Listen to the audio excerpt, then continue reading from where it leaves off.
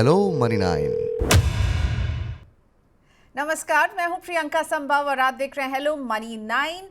नवरात्रि कहें या दुर्गा पूजा, त्योहारों का सीजन शुरू हो गया है। आप सभी को दुर्गा पूजा की ढेर सारी शुभकामनाएं। त्योहारों पर खुशी इजहार करने का हम सबका एक जरिया रहता है गिफ्ट। जी हाँ, हम लोग गिफ्ट देना और हमें गिफ्ट मिलते भी हैं, बहुत पसंद करते हैं।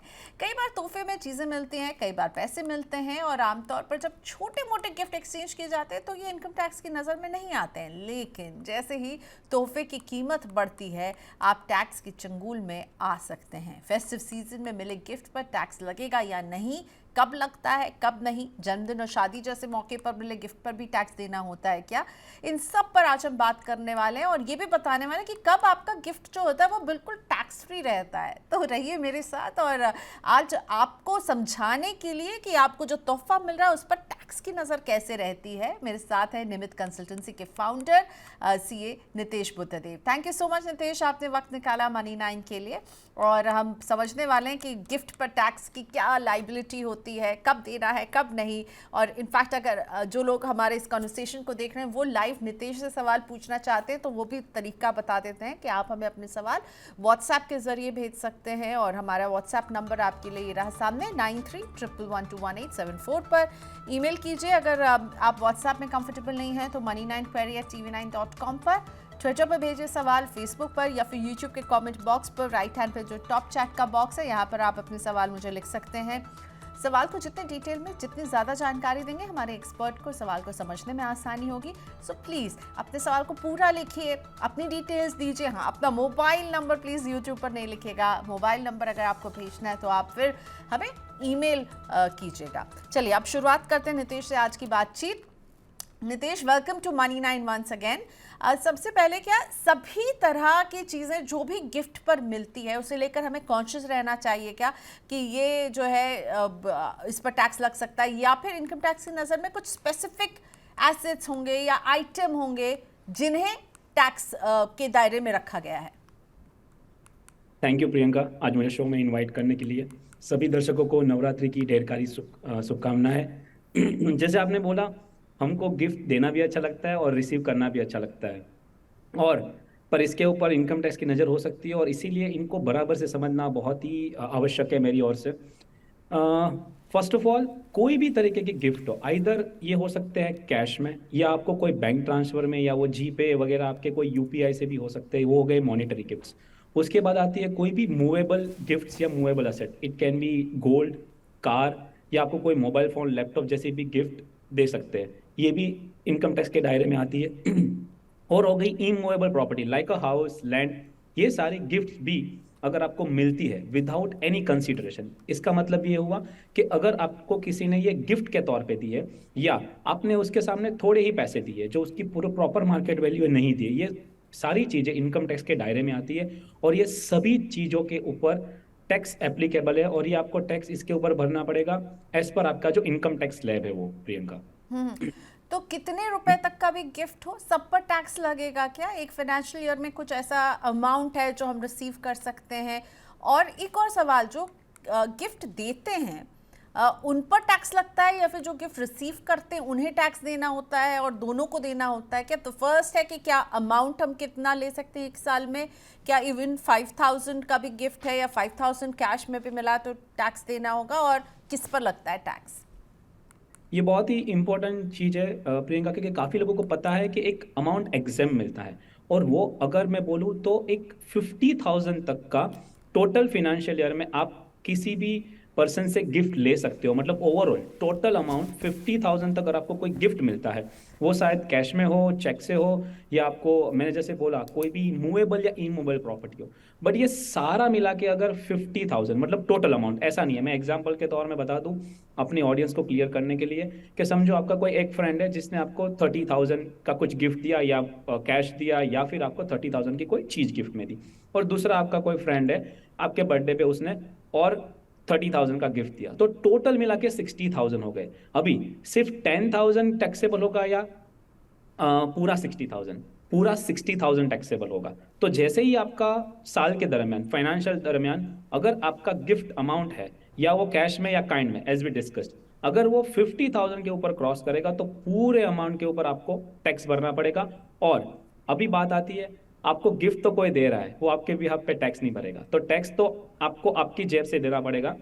अगर आपको गिफ्ट मिल रही है वो कैश में और काइंड में कैसे में भी हो सकती है, पर उसके ऊपर जो आपको टैक्स देना है वो आपको, जो रिसीवर है, गिफ्ट के जो ओके। रिसीवर है, उसको टैक्स देना पड़ेगा प्रियंका। और टैक्स कैसे कैलकुलेट होता है? ये क्या मेरी इनकम में जुड़ जाएगा और फिर आप अपने स्लैब के हिसाब से करूंगी? शायद आपने पहले सवाल के जवाब में बताया था। बिल्कुल बिल्कुल। तो आपको आपकी इनकम के साथ ये जुड़ जाएगा, और आप जो ओके। भी स्लैब में आते हो 5%, 10%, 20%, वो हिसाब से आपकी इनकम में, इनकम फ्रॉम अदर सोर्स में प्रियंका ये जुड़ता है, और वही हिसाब से आपको इसको टैक्स भरना पड़ेगा। और आपको इनकम टैक्स रिटर्न में दिखाना भी पड़ेगा कि इनकम फ्रॉम और इनकम और इस a gift received from so and so person, तो वो ओके। हिसाब करके आपको दिखाना है, और उसके ऊपर आपको टैक्स ऑफर करना है आपके रिटर्न में, और आपको स्लैब रेट के हिसाब से आपको टैक्स भरना होगा इसके ठीक है, ऊपर। तो 50,000 इसकी सीमा क्रॉस होते ही आपका पूरा गिफ्ट जो है आपको, अगर अलग अलग लोगों से भी मिला है पर वो 50,000 को क्रॉस करेगा, सब पर टैक्स आपको देना पड़ेगा। किस तरह के गिफ्ट पर लगता है वो सवाल मैं आगे पूछूंगी नितेश, लेकिन पहले ये बताइए, आपने कहा from so and so person, तो क्या ये जो सो एंड सो पर्सन आपको जिससे गिफ्ट मिल रहा है वो भी बहुत इंपॉर्टेंट है ना? क्योंकि इनकम टैक्स में कुछ ऐसे रिलेशंस हैं जिसमें आपको जब गिफ्ट मिलता है उनसे तो आपको कोई टैक्स नहीं लगता है। ट्रू प्रियंका। पर हाँ, हमारी जो रिलेटिव की डेफिनेशन है एज अ लेमैन, वो बहुत ही डिफरेंट है। हमारे लिए कोई भी रिलेटिव हो सकता है, कोई भी आपके देश के कोने में हम किसी को भी रिलेटिव बना लेते हैं। इस तरह से इनकम टैक्स काम नहीं करेगा। सो इनकम टैक्स ने एक डेफिनेशन दिया है कि ये अगर दायरे में ये लोग आते हैं तो आपके वो रिलेटिव माने जाएंगे। और ये क्लियर करना चाहूंगा दर्शकों के लिए कि अगर आपको रिलेटिव से कोई भी अमाउंट या कोई भी चीज इमूवेबल मूवेबल गिफ्ट में मिलती है तो उसके ऊपर कोई भी प्रकार का टैक्स नहीं लगेगा। ये जो 50,000 का लिमिट जो हमने डिस्कस किया प्रियंका, वो सिर्फ अदर देन रिलेटिव के लिए है। तो अगर जैसे हम चार्ट में देख सकते हैं स्क्रीन पे, अगर आपको ये कोई भी पर्सन से गिफ्ट मिलता है, जैसे आप इंडिविजुअल हो तो आपके पेरेंट्स हो गए, आपके सिस्टर्स ब्रदर हो गए, आपके दादा दादी हो गए, और ना अगर आपके स्पाउस, उनके माता पिता हो गए, फिर उनके ब्रदर एंड सिस्टर हो गए, जैसे हम चार्ट में देख रहे हैं।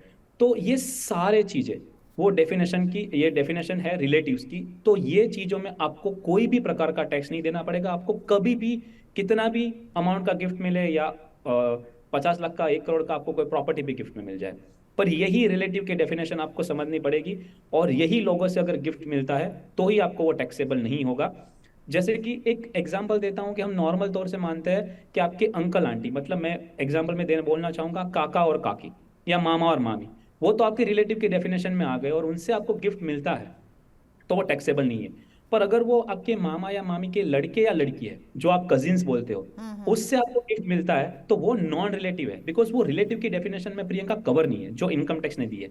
हमको लग सकता है कि ये बहुत शॉकिंग है, इसीलिए मैं बोलना चाहूंगा कि ये डेफिनेशन और ये रिलेटिव का जो हम चार्ट दिखा रहे हैं वो बहुत ही आवश्यक है आपको समझना, क्योंकि वही दायरे में लेके अगर आप गिफ्ट रिसीव करते हो तो इश्यू नहीं है।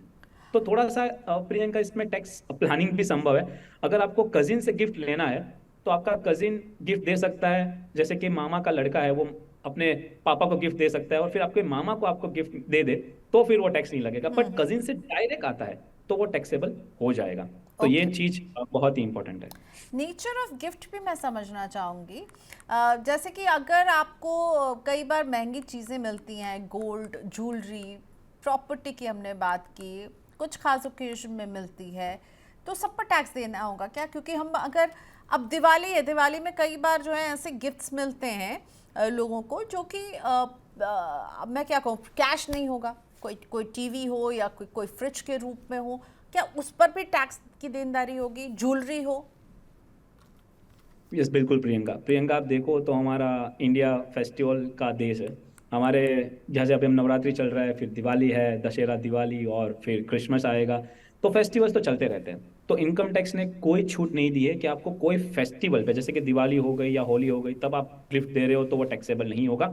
या अभी कौन सी चीज, जैसे आपने बताया वो फ्रिज, टीवी, जैसे इन काइंड मैंने बोला, तो वो इमूवेबल मूवेबल प्रॉपर्टी भी हो सकती है, और वो ज्वेलरी के फॉर्म में हो सकता है, मोबाइल, आईफोन भी हो सकता है, कुछ भी हो सकता है। तो अगर उसका वैल्यू, जैसे मैंने बताया, टोटल मिला के अगर आपका 50,000 से ऊपर जा रहा है in case of a non relative, तो आपको उसके ऊपर टैक्स देना पड़ेगा।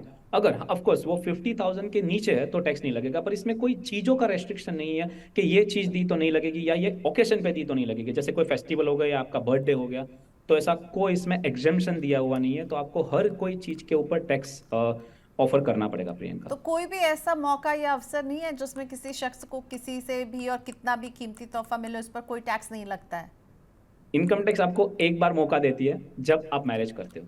तो जब आपकी मैरिज पे आपको कोई भी तरह के कितने भी गिफ्ट मिले, और इधर मैं हाईलाइट करना चाहूंगा प्रियंका, ये नॉन रिलेटिव से भी हो सकते हैं, जैसे आपके फ्रेंड्स हो सकते हैं, आपके कजिन्स हो सकते हैं, आपके क्लाइंट हो सकते हैं, किसी से भी आपको आपके मैरिज के दौरान जो भी गिफ्ट मिले उसकी वैल्यू कुछ भी होने दो। आपको किसी ने 50 लाख की BMW कार दे दी, या आपको किसी ने आपको हाउस गिफ्ट में दे दिया, और ये होता भी है अक्सर। हम लोगों ने देखा है कि सेलिब्रिटी की जब कोई शादी होती है तब तो न्यूज में देखते हैं कि इनको ये गिफ्ट मिला।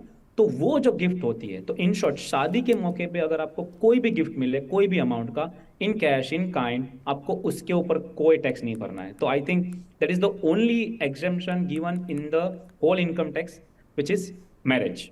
सो ये केवल दूल्हा और दुल्हन यानी ब्राइड और ग्रूम को ही ये छूट मिलती है, राइट? क्योंकि शादी के दौरान बहुत सारे गिफ्ट के एक्सचेंजेस जो होते हैं वो फैमिलीज के बीच में भी होता है कि मदर को कुछ गिफ्ट मिला, हो सकता है फादर को कुछ गिफ्ट मिले, सिस्टर्स को कुछ गिफ्ट मिले, तो वो भी एग्जेम्प्टेड होंगे या उन पर टैक्स देना होता है?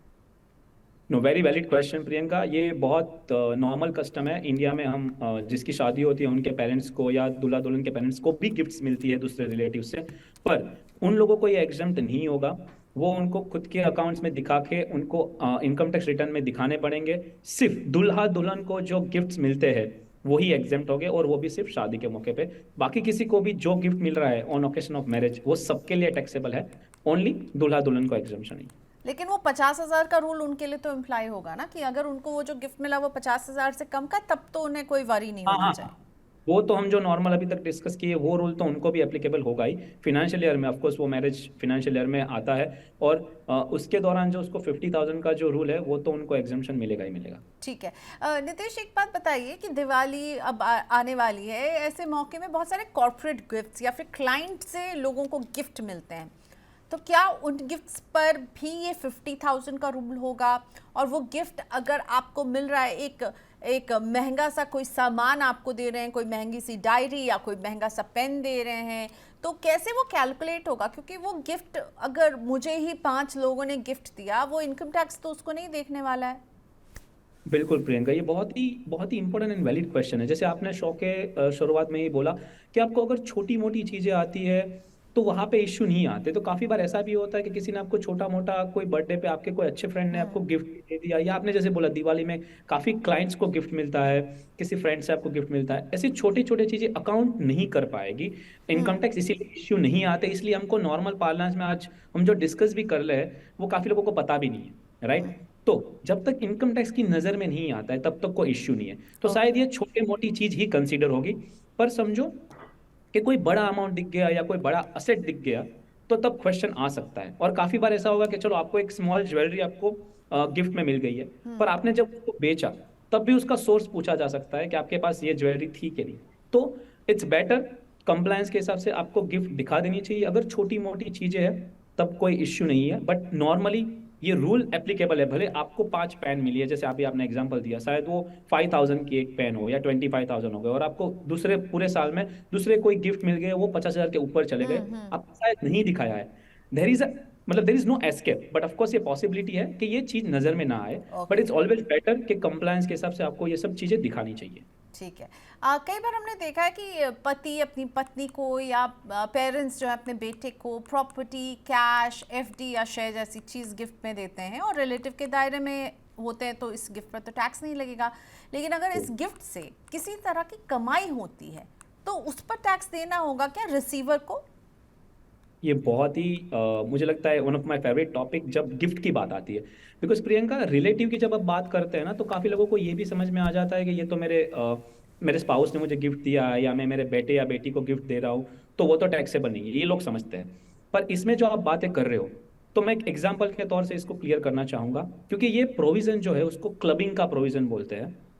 अभी ये क्लबिंग ऑफ इनकम कैसे लागू पड़ता है गिफ्ट के तौर में। समझो कि मेरी डॉटर है 3 साल की, उसको, वो माइनर है, उसको मैं गिफ्ट में दे रहा हूँ 5 लाख रुपए।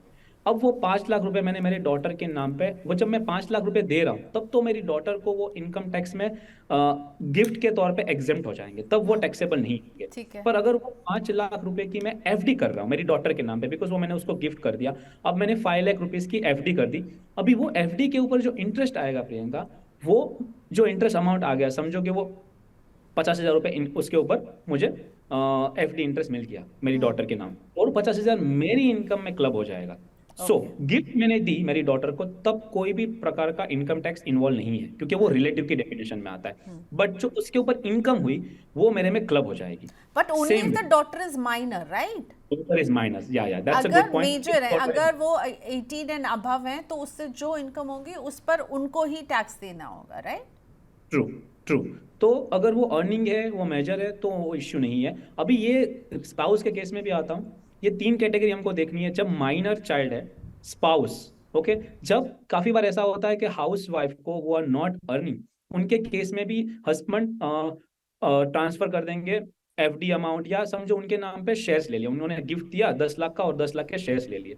अभी इसके ऊपर जो डिविडेंड आया, कैपिटल गेन आया, ये भी हस्बैंड के उसमें, दो wife is major only, but this is this is the rule. ये क्लबिंग का प्रोविजन है कि अगर आपने स्पाउस को अमाउंट ट्रांसफर किया, it can be husband and wife, but वो जो है ये गिफ्ट दी, तब कोई टैक्सेबल टैक्स लायबिलिटी नहीं आएगी, पर इसके ऊपर जो इनकम आएगी वो क्लब हो जाएगी। क्लब। तो ये भी प्रावधान है। और थर्ड कैटेगरी हमको देखनी है जब क्लबिंग देख रहे हैं, तो एक तो माइनर चाइल्ड की बात की, स्पाउस की बात की, और थर्ड आता है जब ससुर अपनी बहू को या सास अपनी बहू को गिफ्ट देते हैं, डॉटर इन लॉ।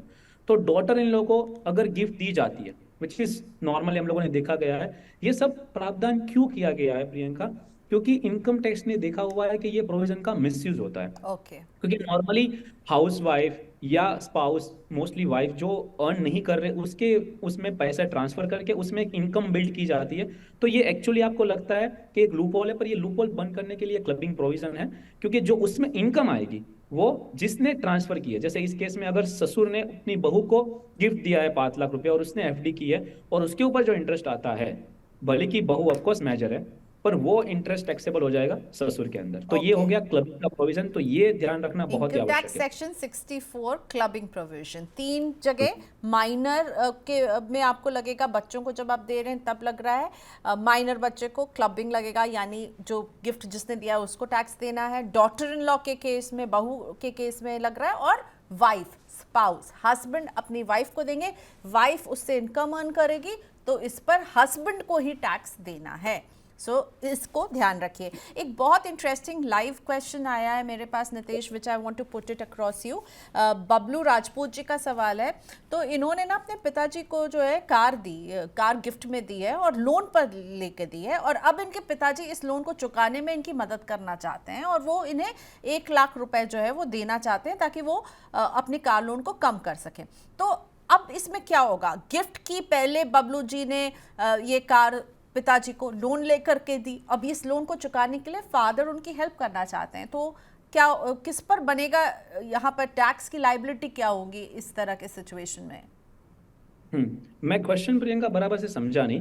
अभी गिफ्ट में कार किसने दी है? फादर बबलू ने? जी ने, नहीं, बेटे ने तो फादर को गिफ्ट की है कार, लेकिन उस कार पर लोन बेटा चुका रहा है, और बेटे को अब फादर पैसे देकर के उस लोन की लायबिलिटी को धीरे धीरे चुका के कम करना चाहते हैं। 1 लाख रुपए वो अपने बेटे को देंगे।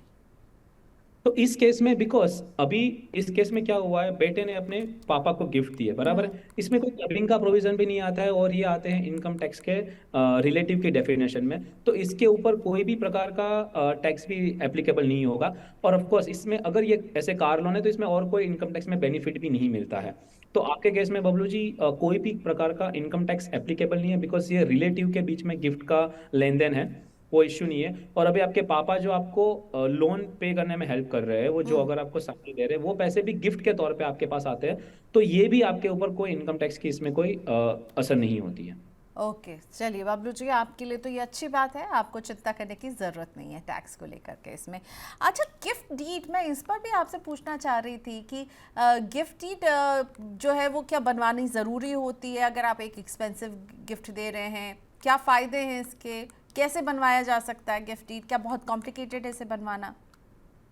अब प्रियंका जी, सबसे पहले गिफ्ट डीड आवश्यक तो नहीं है, बट आवश्यक कहाँ हो जाती है? जहाँ पे कोई इमूवेबल प्रॉपर्टी ट्रांसफर होती है। काफी बार देखा गया है कि पेरेंट अपने बच्चों को गिफ्ट डीड में वो घर या कोई प्रॉपर्टी देना चाहते हैं, लैंड हो सकती है, तो वो केस में आवश्यक हो जाता है, क्योंकि आपको गिफ्ट डीड बनानी है, तभी जाके आप वो घर पे या लैंड पे आप नाम ट्रांसफर कर सकते हो। तो वो एक गिफ्ट डीड का फॉर्मेट है, वो आप एक लीगल राय लेके उसको आप बना सकते हो। और काफी स्टेट में उसके ऊपर जो स्टैम्प ड्यूटी भरनी पड़ती है वो भी काफी कम है। तो ऐसे आप असेट ट्रांसफर कर सकते हो गिफ्ट देके अपने बच्चों को, जैसे उधर एक गिफ्ट डीड की आवश्यकता है।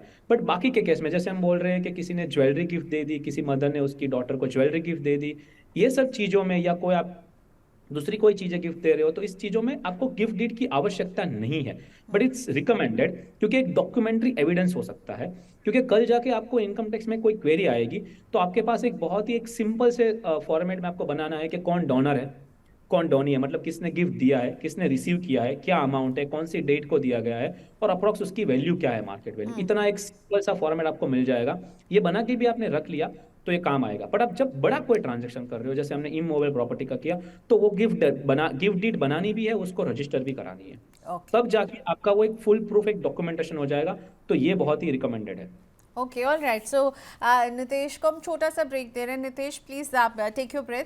इसके बाद मैं व्हाट्सएप पे जो हमारे पास सवाल है वो आपके पास रखूंगी, और यूट्यूब पर भी किसी को सवाल पूछना है तो पूछ लीजिए, क्योंकि हम शो के आखिरी के 10 मिनट में हैं।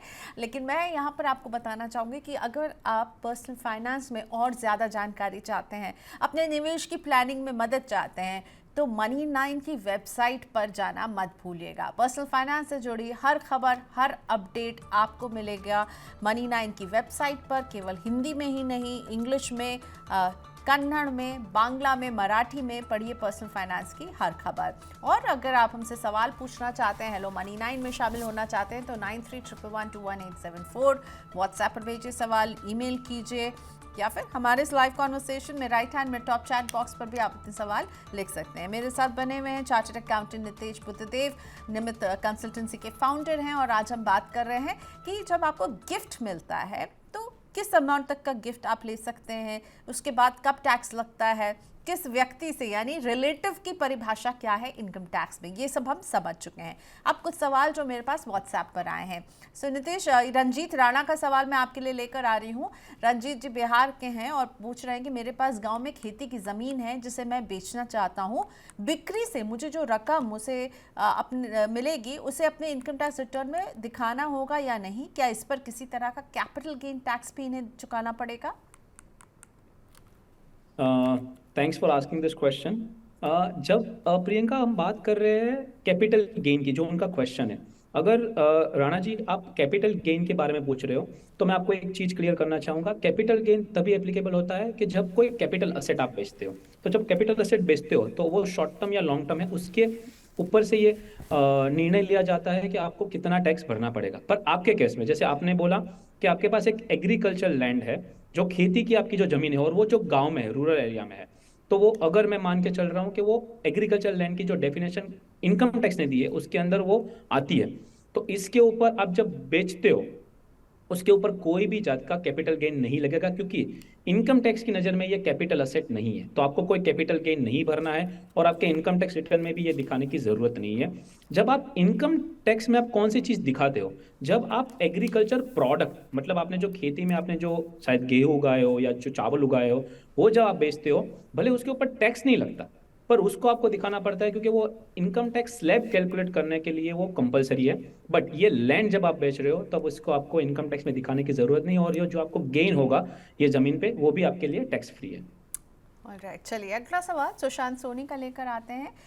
सुशांत जी कह रहे हैं मेरा बेटा फ्लैट खरीदना चाहता है, उसने कुछ समय पहले ही अपनी एक कंपनी शुरू की है, इस वजह से होम लोन मिलने में उसे दिक्कत आ रही है। अगर मैं अपने बेटे को इंटरेस्ट फ्री लोन देता हूं तो क्या लोन चुकाने पर उसे टैक्स छूट मिलेगी? क्योंकि हमें तो यही लगता है, ज़्यादातर लोगों को, शायद सुशांत जी को भी लग रहा होगा यही, कि बैंक से होम लोन नहीं लेके वो अपने फादर से यानी सुशांत जी से अगर लोन लेंगे तो टैक्स छूट उस पर मिलेगी? प्रियंका, ये बहुत ही काफी मतलब कॉमन क्वेश्चन हो गया आजकल, बिकॉज काफी बार ऐसा देखा गया है कि हम रिलेटिव से या किसी और से भी लोन लेते हैं हाउस परचेस वगैरह करना है तो। और सुशांत जी, आपके केस में मैं समझ सकता हूँ, क्योंकि बिजनेस नया स्टार्ट हुआ है तो शायद आपको वो ट्रैक रिकॉर्ड नहीं बना है, तो शायद बैंक से लोन ना मिल रही हो और आप हेल्प करना चाहते हो। पर ये केस में कैसे होगा कि जब आप इंटरेस्ट फ्री लोन दे रहे हो तो उसमें इनकम टैक्स को कोई इश्यू नहीं है, आप दे सकते हो, लोन दे सकते हो, गिफ्ट दे सकते हो, पर आपके केस में आप लोन दे रहे हो। पर जब भी आप ये इंटरेस्ट फ्री लोन दे रहे हो, तो जब भी आपको ये रीपेमेंट आएगा तो सिर्फ प्रिंसिपल का रीपेमेंट होगा। जब हम नॉर्मल तौर से लोन लेते हैं, जब ईएमआई आता है, तो उसमें दो कंपोनेंट होते हैं, एक तो हो गया आपका इंटरेस्ट और दूसरा हो गया आपका प्रिंसिपल। पर इसके केस में सिर्फ आपका प्रिंसिपल ही रिपे होगा जब भी आपको रिपेमेंट मिलेगा, राइट। तो ये आपको, आपके बेटे को ये इनकम टैक्स में छूट नहीं मिलेगी इसकी। क्यों? क्योंकि एटीसी, जहां पे आपको प्रिंसिपल रीपेमेंट का 1.5 लाख रुपए हर साल डिडक्शन मिलता है, उसमें कहा गया है कि आपका ये बैंक या फाइनेंशियल इंस्टीट्यूशन से लोन होना चाहिए। ओके। पर प्रियंका, मैं उनको हम लोग एक और हेल्प कर सकते हैं, छोटा सा टैक्स प्लानिंग का एक ट्रिक बता सकता हूं मैं आपको। ये आप इंटरेस्ट फ्री देने की जगह पे आप इंटरेस्ट वाला लोन दीजिए आपके बेटे को। ओके। एक, अगर इंटरेस्ट लगा के लोन देते हो, समझो 7% के हिसाब से या 8% के हिसाब से आपने इंटरेस्ट जोड़ के लोन दे दिया। अब जब भी आपका बेटा आपको रीपेमेंट करता है, तो जो दो कंपोनेंट हो गए, जैसे मैंने बताया अभी, इंटरेस्ट और प्रिंसिपल। तो इंटरेस्ट वाला जो पोर्शन है, तो सालाना 2 लाख रुपए जो सेक्शन 24 में 24। वो आप उसमें डिडक्शन ले पाओगे। बट जो आपका प्रिंसिपल पेमेंट है वो एटीसी में नहीं मिलेगा, क्योंकि जो सेक्शन 24 है उसमें ऐसा कोई कंडीशन नहीं है कि लोन का इंटरेस्ट क्लेम करने के लिए आपका सिर्फ आपका होना चाहिए बैंक या फाइनेंशियल इंस्टीट्यूशन से। वो कंडीशन 24 में नहीं है, जो इंटरेस्ट का सेक्शन है। तो उसमें 2 लाख का हर साल बेनिफिट वो ले पाएंगे, बट एटीसी में जो प्रिंसिपल रिपेमेंट है वो उसमें भी नहीं मिलेगा। तो एटलीस्ट अगर आप इंटरेस्ट लोड करके आपके बेटे को लोन देते हो तो ये फायदा मिल जाएगा। ऑफ कोर्स जो इंटरेस्ट आपको मिल रहा है उसके ऊपर आपको टैक्स ऑफर करना पड़ेगा, बट मैं मान के चल रहा हूं कि अगर आपका इनकम कम स्लैब में आता है तो ये बहुत ही बेनिफिशियल आपके लिए एक टैक्स प्लानिंग हो जाएगी। Right, thank you so much. ये इसके बारे में मुझे भी आइडिया नहीं था, एक नई बात आज पता चली है कि कम से कम सुशांत जी के बेटे को ये फ़ायदा होगा कि इंटरेस्ट अगर वो चुकाएंगे तो सेक्शन 24 के तहत वो क्लेम, डिडक्शन क्लेम कर पाएंगे 2 लाख तक का। That's a very nice thing. अच्छा, पेरेंट्स अक्सर अपने बच्चों को लोन देते हैं घर खरीदने के लिए। अगर एक बड़ी रकम देते हैं जो 50,000 से ऊपर है और एक फादर एक सन को देता है या फादर एक डॉटर को देता है, तो उसमें तो फिर वही वाला रिलेटिव की डेफिनेशन काम आएगी और इस पर किसी को टैक्स नहीं देना होगा, ना रिसीवर को ना फिर जो दे रहा है ये पैसे उनको। True, as you said Priyanka, क्योंकि ये रिलेटिव के डेफिनेशन में आ रहा है, तो वो गिफ्ट के तौर पे जब आप दे रहे हो तो कोई टैक्स नहीं आता है। पर लोन के तौर पे जब आप दिखाते हो एक ट्रांजेक्शन, तो आपको ये भी बेनिफिट है कि आप इंटरेस्ट वगैरह चार्ज कर सकते हो या टैक्स प्लानिंग कर सकते हो, और प्रॉपरली आप लोन के अमाउंट रीपे भी कर सकते हो। बिकॉज सी प्रियंका, काफी बार कैसे होता है, जब आप गिफ्ट दे देते हो तो वो वापस पैसे नहीं आते। पर काफी बार पेरेंट्स को चाहिए कि आप एक लीगल ट्रांजेक्शन करके आप हेल्प कर रहे हो, पर फ्यूचर में जब आप पॉसिबल हो तब वो पैसे आप वापस भी ले सकते हो। तो इसलिए काफी बार लोन का ट्रांजेक्शन भी किया जाता है। Okay, all right, thank you so much Nitesh, बहुत अच्छा लगा आपसे बात करके, नई नई बातें भी सीखने को हमें मिली एंड एक क्लैरिटी आप लेकर के आए हैं कि एक तो रिलेटिव की डेफिनेशन आपको देखनी ज़रूरी है, जो गिफ्ट को रिसीव कर रहा उस पर टैक्स की लायबिलिटी होती है, और जो गिफ्ट का अमाउंट है वो ज़रूरी है, लेकिन हाँ बहुत ज़रूरी कि शादी में केवल जो ब्राइड एंड ग्रूम है उनको जो गिफ्ट मिलते हैं वो उस पर कोई टैक्स नहीं लगता है, और रिलेटिव्स को जो गिफ्ट मिलेंगे उस पर लगेगा। Thank you Nitesh, it was really nice talking to you, see you soon, bye bye. Sure, thank you Priyanka. आज के शो को रैप अप करने का वक्त आ गया, लेकिन जाते जाते प्लीज़ ज़रूर विजिट कीजिए Money9 की वेबसाइट, जहां हम पर्सनल फाइनेंस से जुड़ी बहुत सारी खबरें आपके लिए लेकर आ रहे हैं। हर अपडेट, फाइनेंशियल प्लानिंग से जुड़ी जो भी बात आप जानना चाहते हैं, इनसे जुड़ी कहानियां आपको यहां पर मिलेंगी, और 7 भाषाओं में पर्सनल फाइनेंस की खबरें और अपडेट पढ़ने का यही मौका है। money9.com पर जाइए, अपने लैंग्वेज को सिलेक्ट कीजिए, यानी अगर आप बांग्ला में पढ़ना चाहते हैं पर्सनल फाइनेंस की खबरें तो सीधे ऊपर जाकर आपको अपना लैंग्वेज सिलेक्ट करना है और पर्सनल फाइनेंस की खबर आप ही की भाषा में हाजिर हो जाएगी। आज के शो में मैं आपसे ये इजाज़त लेती हूँ, कल होती है मुलाकात। कल इंश्योरेंस का दिन है और हम बात करने वाले हैं क्रेडिट लाइफ पॉलिसीज़ के बारे में। पता है आपको इनके बारे में? अगर आपके पास है लोन तो उसको आप कैसे एक इंश्योरेंस कवर में के ज़रिए कवर कर सकते हैं, यानी अगर कोई अनहोनी अगर आपको हो जाए तो आपके इस लोन का भार आपकी फैमिली पर नहीं पड़े। कल इसी इंश्योरेंस पॉलिसी के बारे में हम बात करेंगे हेलो Money9 में। आपके मन में भी कोई सवाल हो तो ज़रूर कीजिएगा। आज के लिए इतना ही, बाय बाय।